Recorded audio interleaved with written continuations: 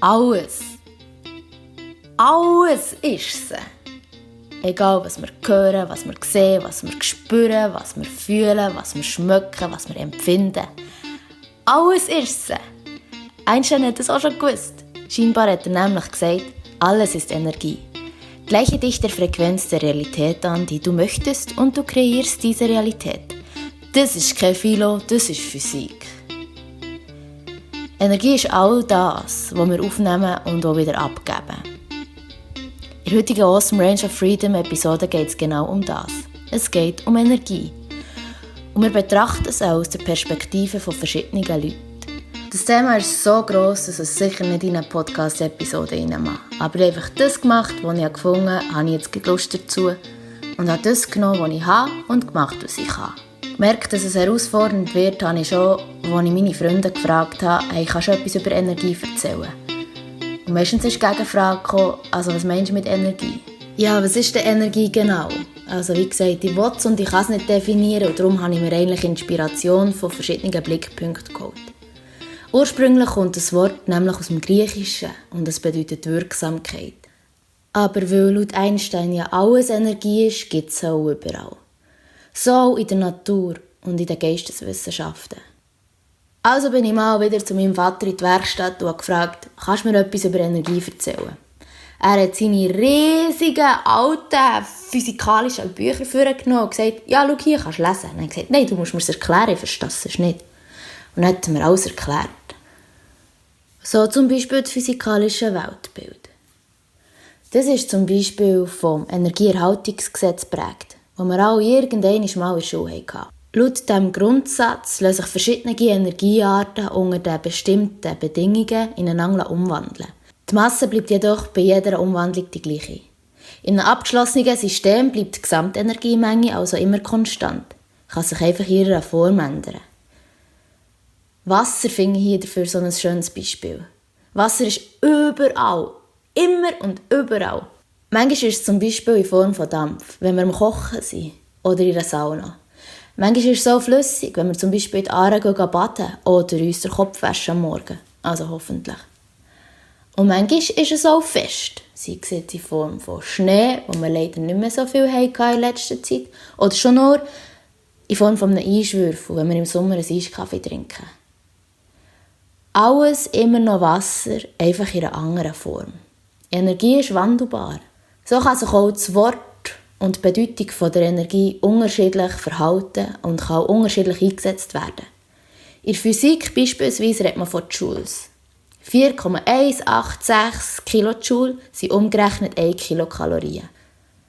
Viele von uns wissen haargenau, was das ist. Viele von uns können sich darunter überhaupt nichts vorstellen.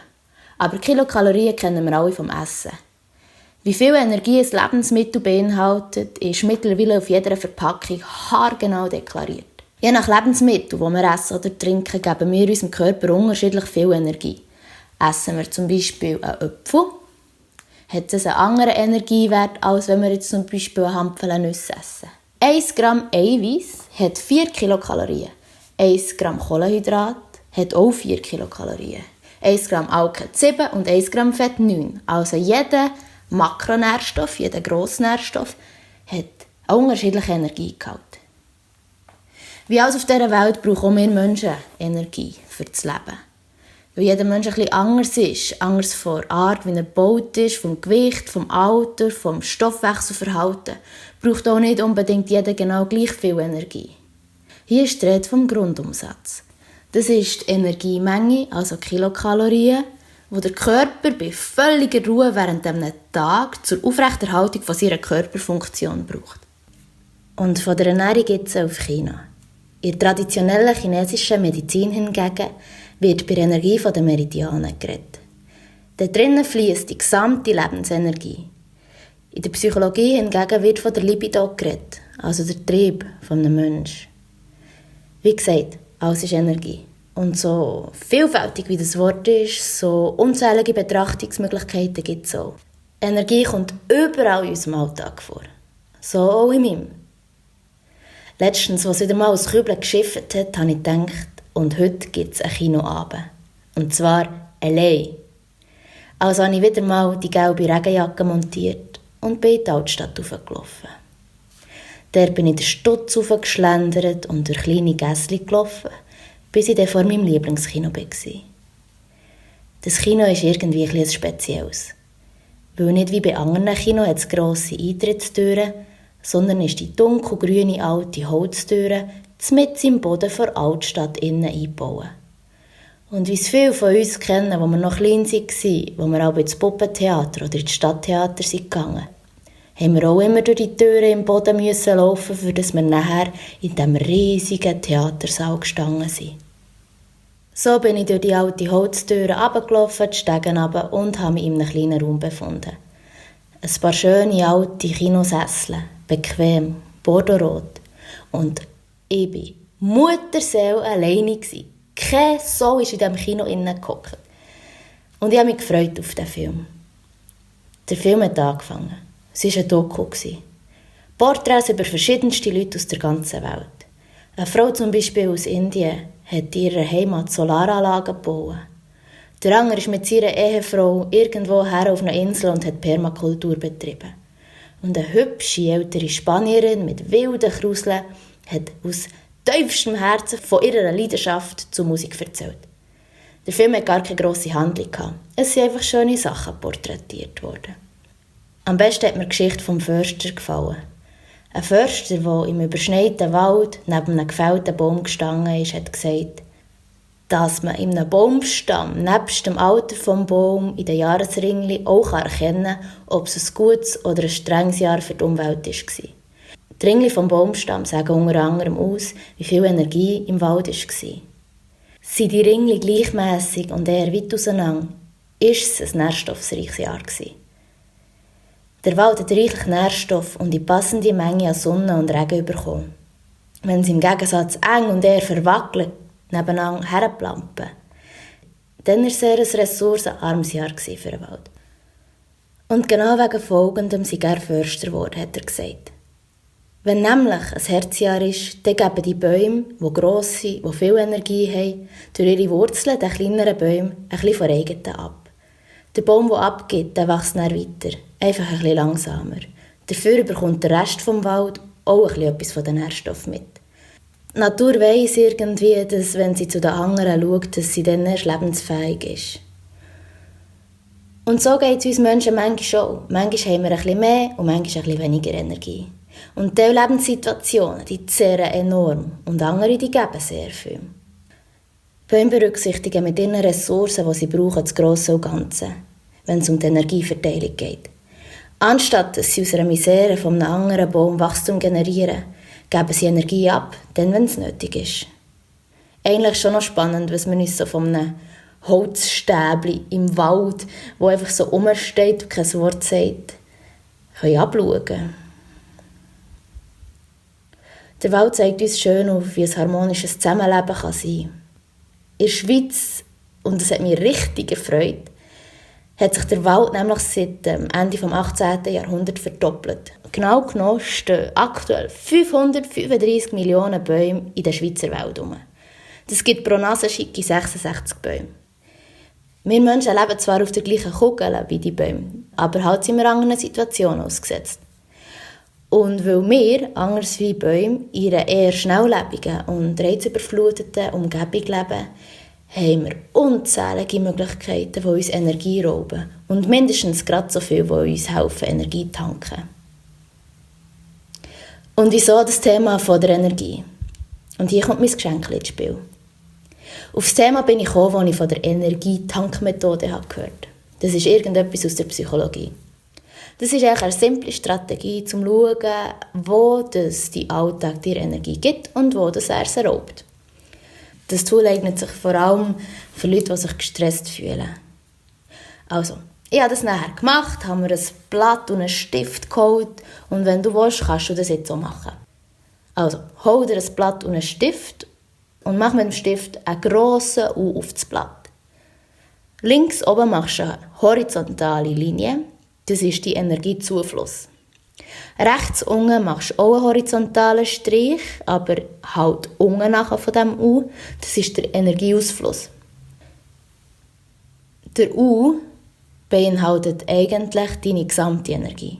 Jetzt kannst du herschreiben, wie viel Energie du momentan in deinem Leben hast. Also das Gesamte ist 100 und jetzt kannst du mal schauen, wie viel von diesen 100% du momentan zur Verfügung hast. Hast du einen vollen Tank, hast du 100%. Schreib dir die Zahl in der Mitte her. Und nachher überlegst du 5 Sachen, die dir Energie rauben.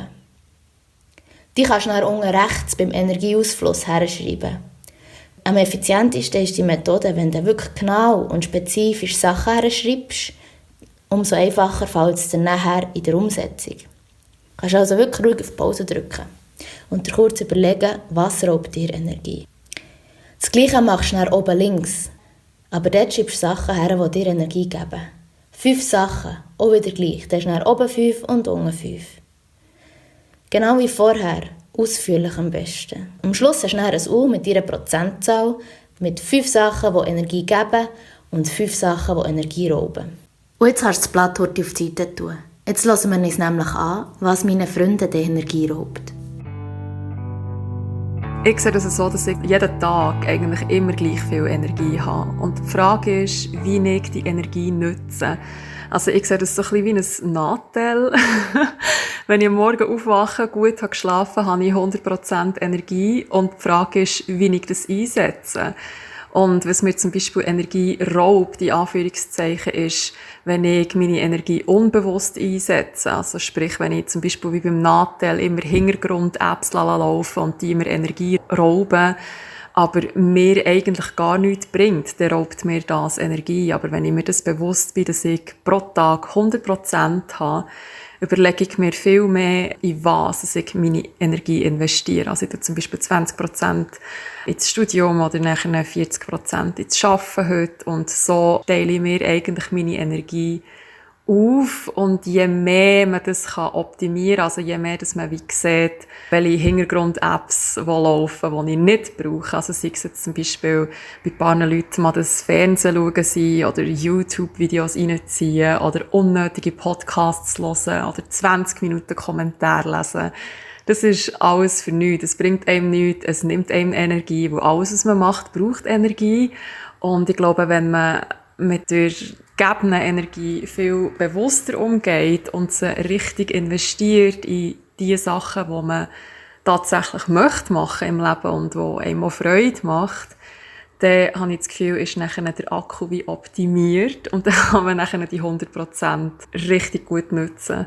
Und eben nachher am Abend gut schlafen, damit man am nächsten Morgen wieder auf 100% ist. Ich denke, Sachen, die ich den Sinn nicht ganz dahinter sehe oder die ich eigentlich als ultra mühsam empfinde zu machen, finde ich unglaublich anstrengend und somit raubt mir das Energie. Etwas anderes ist, wenn ich allzu lange im lethargischen Zustand am Umsürmeln bin. Ja, verfalle ich manchmal so ein bisschen in eine Antriebslosigkeit und kann mich dann fast nicht mehr aufraffen, irgendetwas zu machen. Und ich denke, auch das ist eine Art Energielosigkeit für mich. Und zwar, denke ich, raubt mir vor allem Energie, was so einfach mühsam ist. Mühsame Sachen, wo zum Beispiel Schuhe, wo irgendwie die Schuhbändel zu eng sind, so dass man sie jedes Mal muss binden, wenn man sie anlegt, oder wenn irgendwie so das Tüchli in der Küche einfach mühsam ist zum Aufhängen und zum Brauchen, oder die Küche allgemein mühsam eingerichtet ist. So die kleinen Sachen, die man meint, sind unbedeutend im Alltag. Wenn das zu viele so Sachen sind, dann raubt das einfach Energie. Weil ich habe gerne ein System, das gut funktioniert. Und ich bin einfach ein Systemmensch. Ich schaue gerne ein System anschauen und verbessern und so, weil ich finde, das spart einem sehr viel Energie, wenn man gute Systeme hat. Weil, was sind Systeme? Ich denke, Systeme sind irgendwelche Sachen, die so organisiert sind, dass man nicht immer wieder aufs Neue eine Entscheidung muss treffen, die man schon mal gemacht hat. Also man kann eine Entscheidung einmal gut durchdenken und dann treffen und dann das wiederholen. Und dann muss man nicht jedes Mal sich überlegen, wo hängt man jetzt das Tüchli auf in der Küche, sondern man hat das schon gut eingerichtet und es funktioniert gut. Dann kann man zu der nächsten Aufgabe. Und so kommt man ein bisschen weiter und kann sich irgendetwas aufbauen. Und ich denke, das ist bei vielen Sachen so, nicht nur beim Küchentüchli, auch bei anderen Sachen, dass man nicht vorschnelle Entscheidungen macht, sondern das Zykli durchdenkt und gute Systeme macht, die unsere Schwächen ein bisschen ausgleichen. Mir raubt hauptsächlich meine Energie Stress. Wenn ich körperlichen oder auch mentalen Stress, wenn ich mich unter Druck setze, wenn ich Sachen will, möglichst schnell oder möglichst effizient oder möglichst gut erledigen, dann mache ich mir viele Gedanken und all das braucht vor allem hauptsächlich meine ganze Energie und dann muss ich aber schauen, dass ich einfach gut auch wieder Zeit für mich habe, um das überdenken und verarbeiten und Gedanken sortieren.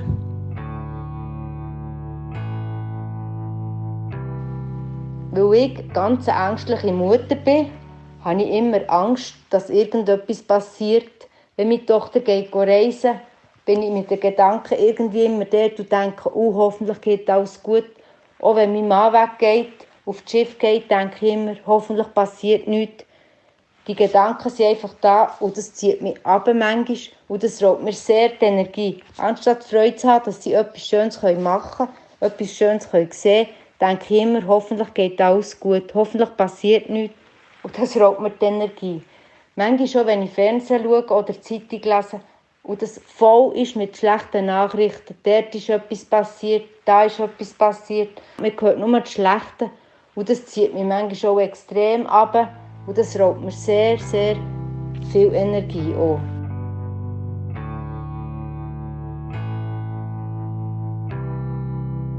Was raubt dir Energie? Meistens sind es gestresste Leute. Ja, das ist ein guter Punkt. Gestresste Leute oder Menschenmassen geht gar nicht. Was gibt es noch so, was uns Energie raubt? Ja, Kompliziertheit manchmal schon. Komplizierte Leute. Und das Waschen.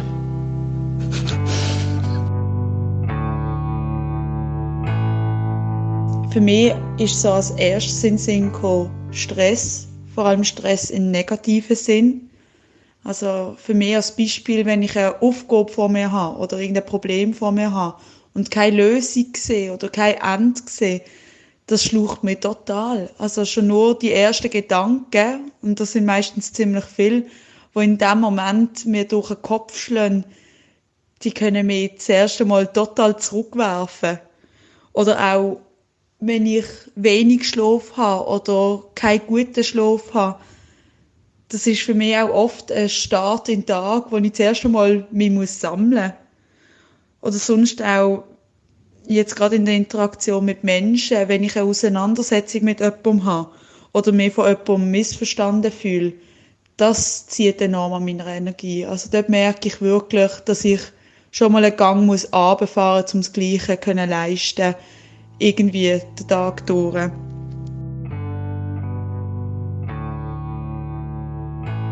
Ganz sicher mal Stress in der Beziehung raubt mir ganz klar Energie. Und von dem her Beziehungen mit meiner Liebsten oder auch mit allen anderen Leuten, die ich sehr gerne habe. Wenn es dort nicht geht und nicht funktioniert oder etwas halt euch stresst, dann zieht es mir noch viel mehr ab. Ganz klar ein anderer Punkt ist auch zu wenig Schlaf. Das ist ja völlig logisch, dass man dann halt auch zu wenig Energie hat. Aber was mir Energie auch raubt, ist zu viel Schlaf. Weil dann bin ich eigentlich in einem Loch und dann komme ich nicht mehr aus dieser Schläfrigkeit raus und da ist dann gar keine Energie mehr übrig. Also der Klassiker, Stress im Job, das ist halt einfach mühsam, wenn man muss fördern muss. Es hat eigentlich noch mehr und das schlaucht mich auch und dann ist halt auch keine Energie mehr übrig. Was mir sehr viel Energie raubt, ist auch, wenn ich Sachen nicht aus- oder anspreche, die mich belastet. wenn mich irgendetwas stört, was jemand gemacht hat oder was jemand macht und ich spreche das nicht an, dann schleife ich das mit mir rum und das saugt mich einfach aus. Es sind mir ganz viele verschiedene Sachen in den Sinn gekommen, wie zum Beispiel, dass ich am Morgen meine Zeit ein bisschen falsch einkalkuliert habe und den Zug verpasse. Oder dass ich auf jemanden treffe, der es irgendwie nicht so harmoniert, nett ausdrückt. Dann kann das auch manchmal ein bisschen sehr energieraubend sein. Oder dass ich irgendwie an etwas Wichtiges denken oder etwas hätte noch erledigen und dann habe ich das nicht erledigt. Und das sind alles so Kleinigkeiten, die mir manchmal durch den Tag ein bisschen meine Energie rauben. Aber ich glaube, schlussendlich ist jeder selber für seinen Energiehaushalt verantwortlich und manchmal dürfen wir auch einfach nicht zulassen, dass einem die Energie geraubt wird wegen so Kleinigkeiten.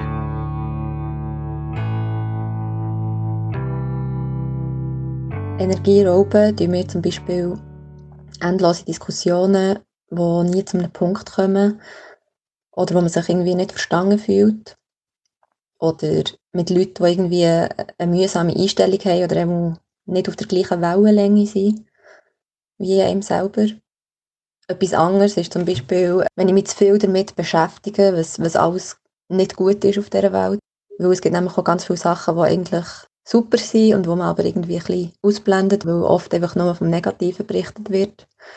Aber gleichzeitig nicht ganz ignorieren, was abgeht, ist, finde ich, gleich wichtig. Einfach nicht zu viel, weil sonst hat man wie das Gefühl, alles, was man macht, bringt nichts. Und das soll nicht das Ziel sein. Was raubt mir Energie, ist einerseits negative Vibes, also Leute, die einfach immer das Negative sehen oder die am Jammern oder am Rumnörgeln sind, obwohl sie eigentlich gar nicht grosse Gründe dafür haben. Einfach die gewisse Dankbarkeit nicht an den Tag legen und alles selbstverständlich sehen. Das ewige Jammern, das zieht mich dann mega in den Boden runter.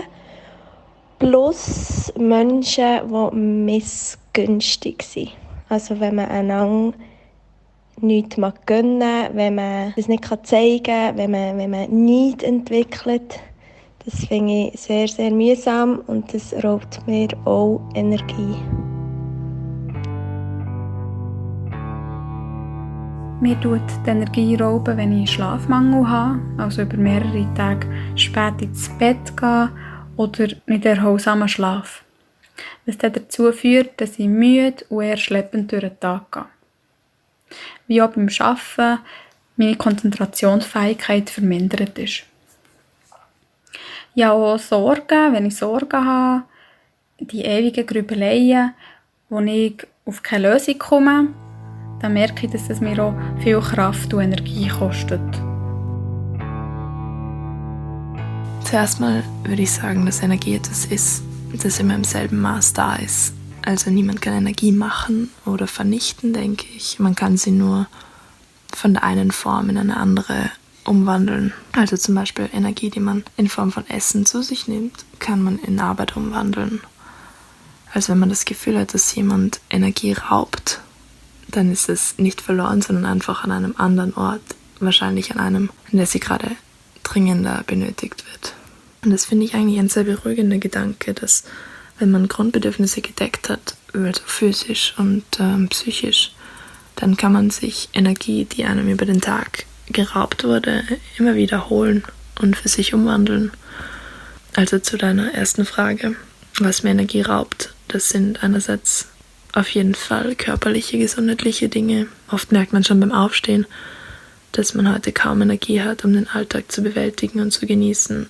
Aber eben das heißt, dass die Energie vom Körper geraubt wird und dass sie benötigt wird an einem Ort, von dem ich nicht verstehe, wofür sie gerade eingesetzt wird. Aber es ist mir bewusst, dass die Energie in meinem Körper vorhanden ist, nur dass sie mir nicht zur Verfügung steht. Und mein Körper sich eben dadurch hoffentlich selbst heilt. Ein anderer großer Punkt ist natürlich menschliche Interaktion. Ich denke, das geht vielen so. Und da kommt es sehr genau auf die Menschen an. Von manchen bekommt man, finde ich, sogar Energie und man fühlt sich nachher besser. Andere saugen einen aber gefühlt aus, rein durch ihre Anwesenheit und Ausstrahlung. Und ich kann nicht genau sagen, was das ausmacht an der Person. Und ein letzter Punkt ist der Ärger. Also wenn ich mir richtig krass die Zehe anstoße am Tischbein oder so, dann ärgere ich mich so krass, dass ich richtig spüre, wie die Energie mich verlässt. Also ich kann mich über Aufgaben ärgern, über das Verhalten von anderen, über mein eigenes Verhalten, über Dinge, die ich nicht so gemacht habe, wie ich das wollte. Und ich denke, da verliere ich oft die meiste Energie am Ärger mit mir selbst und mit anderen oder mit Situationen. Es ist gut möglich, dass du dich jetzt in den Aussagen von meinen Freunden wiedergefunden hast. Oder vielleicht ein bisschen die verschiedenen Aussagen. Und darum möchte ich dich jetzt eigentlich nach all dieser Negativität, nach diesen anstrengenden, energieraubenden Sachen, die wir gehört haben, wieder ein bisschen zurückgeben. Meine gute Freundin weiss genau, was sie machen muss, wenn ich im Alltag mal ein bisschen wenig Energie habe. Und weil es so schön ist, die Art und Weise, wie sie mir Energie gibt, möchte ich dich gerne teilhaben. Also, lehn dich zurück, mach die Augen zu und lass zu.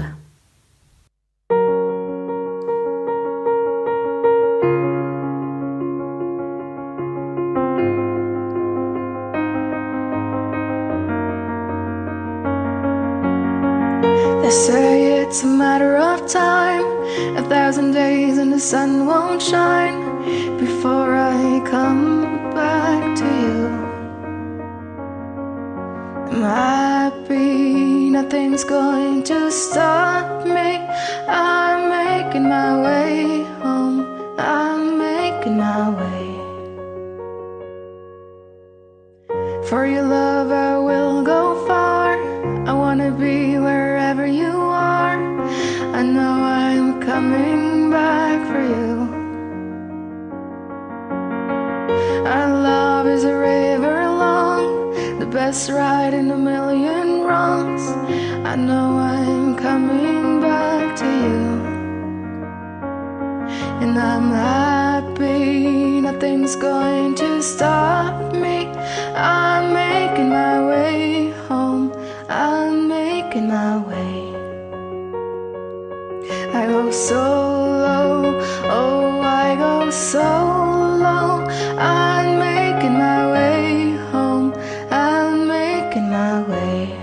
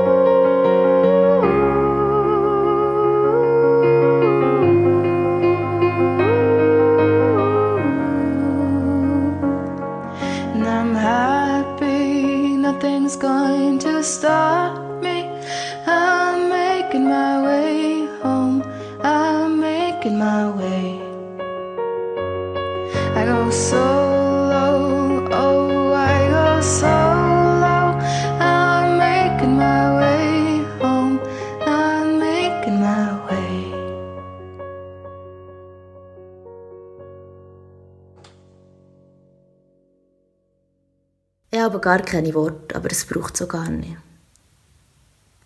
Logisch hat es mich auch interessiert, was es denn meinen Freunden Energie gibt. Und auch hier lassen wir wieder ihre Ansichten an.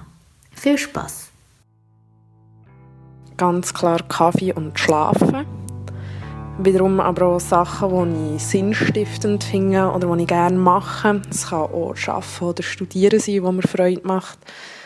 Ich habe das Gefühl, dort kann ich in einen ziemlichen Lauf hineinkommen, wo ich gut mit Energie geladen bin und wo ich auch nachhaltig irgendwie daraus ziehen und mein Ding machen. Dann weiter, denke ich, ist für mich aktiv sein sehr wichtig, also sowohl sportlich, dass ich irgendwie in Bewegung bin und meinen Körper spüre und auch irgendwie ein bisschen meine Grenzen testen, aber auch aktiv im sozialen Sinn, also gute Gespräche, schöne, durchzechte Nächte. Auch wenn sie müde machen, habe ich auch das Gefühl, ich kann mich irgendwie auch ein bisschen nähren von denen und es gibt mir nachhaltig ein gutes Gefühl und somit habe ich Freude Und wenn ich Freude habe, habe ich auch das Gefühl, habe ich Energie.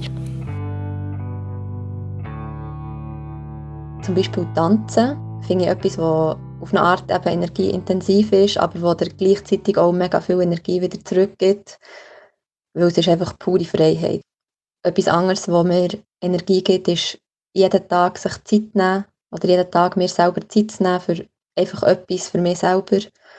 Auch wenn es nur 5 Minuten sind, manchmal reicht das schon, manchmal braucht es eine halbe Stunde oder länger, manchmal braucht es einen ganzen Tag, um die Energie wieder aufzutanken. Und was mir aber mega viel Energie gibt und mega wichtig ist in meinem Leben, ist teilen.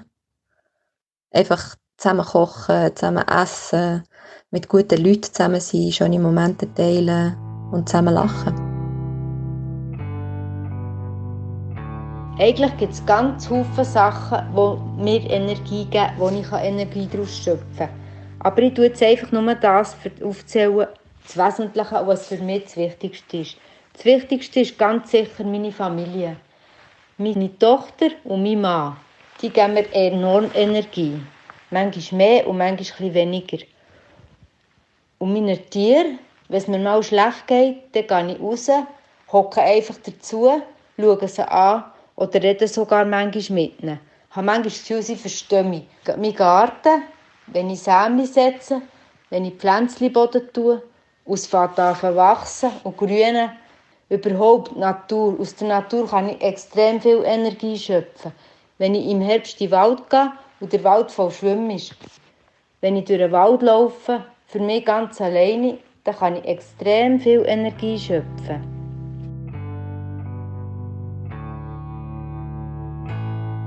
Das, was mir selber Freude macht und das, was mich auch sehr glücklich macht. Da am meisten zum Beispiel das Zusammensein und gute Gespräche mit meiner Familie oder mit meinen Freunden, das tut mir meistens wieder so mit Glück und mit Energie. Also für mich ist Glück und Energie schon etwas sehr Ähnliches. Tut mir das wieder so auffüllen, dass ich mit dem grössten Grinsen durch die Welt laufe und einfach denke, wow, habe ich schön. Oder auch für mich natürlich ein gutes Essen, tut mir wieder sehr mit Energie füllen.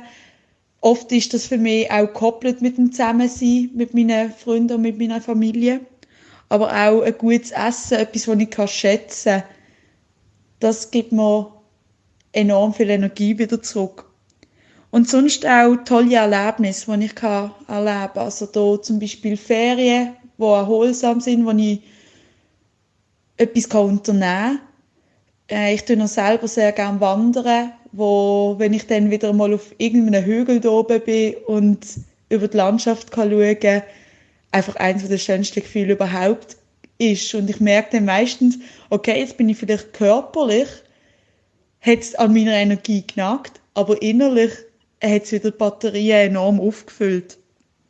Und was ich für mich selber noch auch entdeckt habe, ist Bewegung, die mir enorm viel Energie gibt. Da mache ich zum Beispiel jetzt Yoga, wo ich einfach merke, ich kann viel mehr zu mir selber finden und einfach kurz einmal im Moment verharren und es genießen, so wie es ist.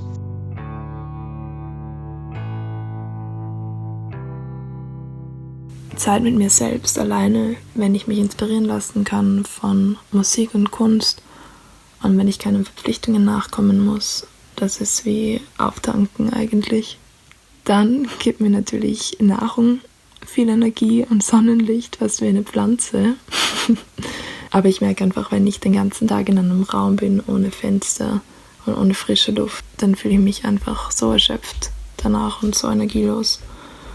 Ein weiterer Punkt, den ich sehr ungern zugebe, ist Sport, weil ich eigentlich Sport gar nicht gern mache und vor allem nicht alleine. Aber ich fühle mich danach auch eigentlich immer sehr energielos. Aber ich merke am nächsten Tag dann, wie viel mehr Energie mir zur Verfügung steht für Dinge, die mich sonst viel mehr Überwindung kosten würden.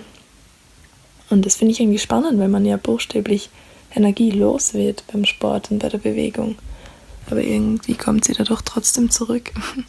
Ein weiterer großer Faktor sind Aktivitäten und Dinge, die ich wirklich genieße. Also sei es eben Musik hören und machen, Gitarre spielen, fotografieren, schöne Orte bestaunen und Abende verbringen mit Freunden und Menschen, die ich liebe.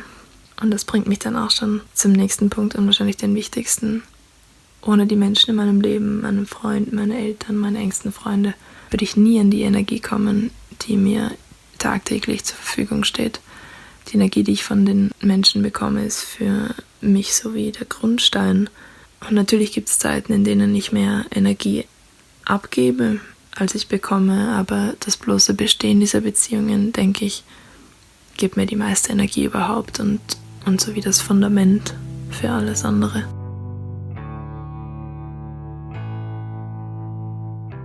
Eigentlich habe ich das Gefühl, dass mir fast alles Energie gibt. Das Leben an sich gibt mir Energie. Wenn ich am Morgen aufstehe und es schön Wetter ist, dann habe ich das Gefühl, die Energie überströmt mich schon fast.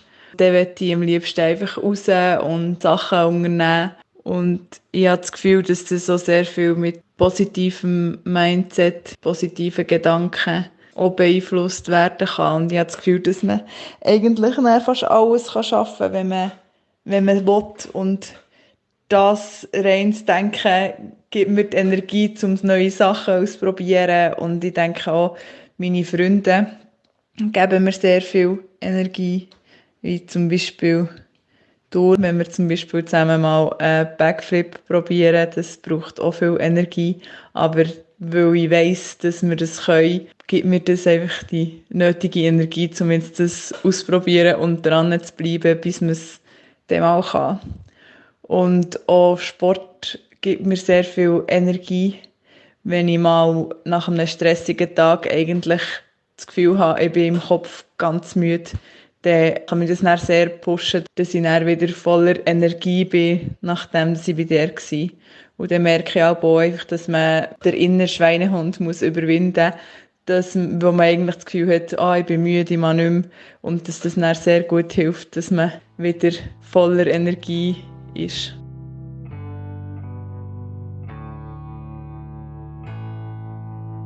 Ganz simpel Sport, weil das ist echt Biochemie, dass wenn man sich bewegt, dass dann all die Hormone und Endorphine ausgeschüttet werden und nach dem Sport ist einfach noch viel mehr Energie da und man fühlt sich noch viel besser.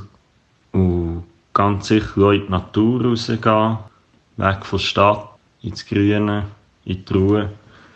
Da kann ich richtig tanken. Das ist eigentlich egal was, da geht es mir dann besser. Bei Wald, an einem See, auf den See, in die Aare, in Schnee. Was auch sehr viel Energie gibt, ist Sex. Das ist unglaublich. Nach dem Sex fühle ich mich richtig aufgeladen. Und sicher auch sonst echt gute Momente mit Menschen, wo echt die Verbindung gerade stimmt, ob das jetzt Gespräche sind oder ein bisschen unterwegs sein miteinander oder sonst einfach sein. Wenn ich Menschen gute Momente geben kann, besonders in meinem Job. Also mein Job gibt mir sehr viel Energie, besonders wenn auch die Leute Freude haben, meine Klienten Freude haben.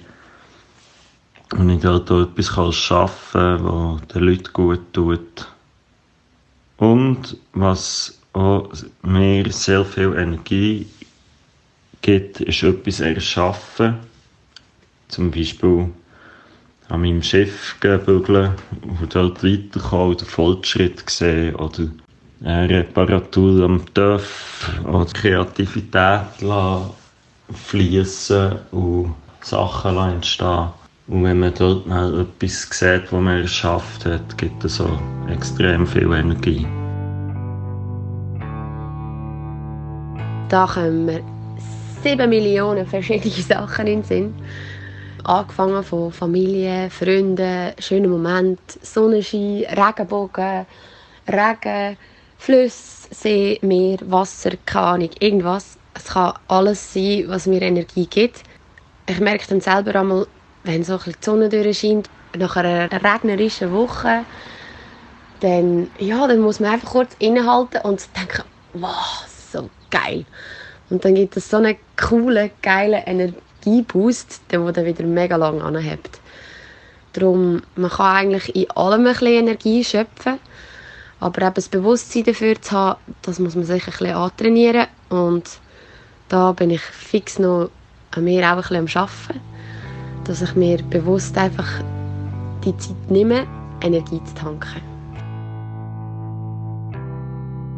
Mir gibt Energie das draussen sein, Natur, Berge sehen, wandern, den Hobbys nachgehen. Und bei mir sind es zum Teil auch, nebst dem, was mein Mann schon gesagt hat, auch Kollegen, Freunde, die einem Energie geben können. Und meine Frau gibt mir natürlich auch Energie. Und einfach eben die sozialen Kontakte pflegen, etwas auf die Beine stellen, wo einem flasht, wo man im Flow ist, das gibt Energie. Durch die Frage, was mir Energie gibt, sind mir viele Beispiele in den Sinn gekommen. Aber als allererstes gerade 3 Grundbedürfnisse. Für mich ein sehr wichtiger Punkt ist der Schlaf. Genügend und vor allem erholsamer Schlaf. So kann ich auch gut gelaunt und mit einer Leichtigkeit durch den Tag gehen. Dann ausgewogenes, regelmässiges Essen. Oder auch eine Zwischenmahlzeit während dem Arbeiten. Zum Beispiel Nüsse. Die geben mir einen guten Energieschub. Als 3. Punkt das Trinken. Ich trinke ungefähr 2 Liter Tee verteilt durch den Tag. So kann ich mein Energielevel gut erhalten. Was ich bei mir auch gut beobachten kann, ist, wenn ich ein gesteigertes Wohlbefinden habe. Das heisst auch Zufriedenheit, Ausgeglichenheit, wenn ich glücklich bin. Das ist für mich eine grosse Kraftquelle, die mir viel Energie gibt. Im Weiteren ist auch der Halt von Familie, Freunden, gute Musik, ein Spaziergang mit dem Hund in der Natur, Sport oder einfach nur die warmen Sonnenstrahlen im Gesicht zu spüren und so die Energie zu tanken. Was mir Energie gibt, sind Leute, die am gleichen Strang ziehen wie ich, also die auch motiviert sind, die lebensfreudig sind, die unternehmenslustig sind und die einfach den gleichen Spirit haben. Das gibt mir unglaublich viel Energie, wenn ich schöne Momente teilen kann. Sei es mit Freunden oder Familie oder halt wer da gerade rum ist. Und Sport gibt mir unglaublich viel zurück. Also ohne Bewegung, Sport, Tanzen hätte ich niemals so viel Energie, wie ich am Start habe. Und du gibst mir mega viel Energie. Ganz, ganz viel. Und was mir auch noch hure viel Energie gibt, ist, wenn ich einen richtig geilen Shot schiesse und dann an diesem Bild so lange Freude habe, dass ich es einfach anschaue und richtig viel Energie und Feuer verspüre. Dann kann ich dann ewig lang das Bild anstarren und es brennt so in mir, wenn ich richtig Freude dran habe. Und das ist ein Gefühl, das ewig lang bleibt, weil ich dann meistens auch lange Freude dran habe. So, dann können wir jetzt wieder unser Energieblatt führen. Die Auswertung von diesem Energieuhr ist simpel. Streicht ihr oben links das an, was am meisten Energie gibt, und unten rechts das, was am meisten Energie zehrt.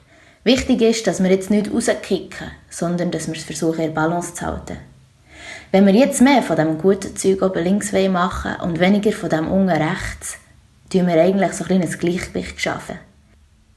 Die Methode sagt, dass man etwas von oben links mehr machen kann und etwas von unten rechts weniger. Also ich zum Beispiel habe was Banales, aber Wichtiges genommen. Schlaf oben links, das hure Kacknadel und die sozialen Medien unten rechts. Bei mir ist jetzt zum Beispiel, ich könnte mir ein Ziel aufschreiben. Zum Beispiel eben das Handy ab 10 Uhr nicht mehr zu brauchen und das Handy nachher außerhalb von meinem Schlafzimmer zu bewahren. Das bedeutet dann, dass mich der Wecker wieder weckt. Also habe ich etwas, was mir gut tut, den Schlaf, genommen und einen Platz da, etwas, was mir Energie raubt. Das ist ein Nachteil. Und so können wir schauen, ob sich das dann bewährt. Der Energiehaushalt schwarz auf weiß zu sehen, das ist, glaube ich, der erste Schritt. Dass wir wissen, wo bekommen wir sie und wo geht sie zu flöten. Und wieso ist es so wichtig, zu wissen, was Energie gibt? Wieso brauchen wir sie, die Energie? Manchmal ist es so, dass wir so viel Schiss, so viel Zweifel, es gibt so viel Unbehagen oder Skepsis oder fehlendes Vertrauen oder auch fehlende Hoffnung in verschiedenen Lebenssituationen, dass wir manchmal gar nicht wissen, was machen. Darum ist es, glaube ich, wichtig, positive und negative Energie zu balancieren, wie so in einer Waagschale. Energie inspiriert und gibt unserem Flämmchen im Bauch Sauerstoff. Energie ist definitiv spürbar. Wenn du zum Beispiel um bestimmte Menschen herum bist oder wenn du in einen Raum hineingehst und du merkst, shit, hier ist etwas richtig Grosses am Passieren. Sachen und Ideen, vielleicht Visionen, kommen irgendwie zusammen und zusammen gibt es etwas riesengroßes. Es wird wie ausgelebt. Dann fühle ich mich aber genau am richtigen Ort und zur richtigen Zeit mit den richtigen Leuten, um das zu machen, was ich auch will. Wie auch immer, have fun, niemand weiss, wie es geht. Schön, dass du zugelassen bei Awesome Range of Freedom und habt Sorge und bis gleich.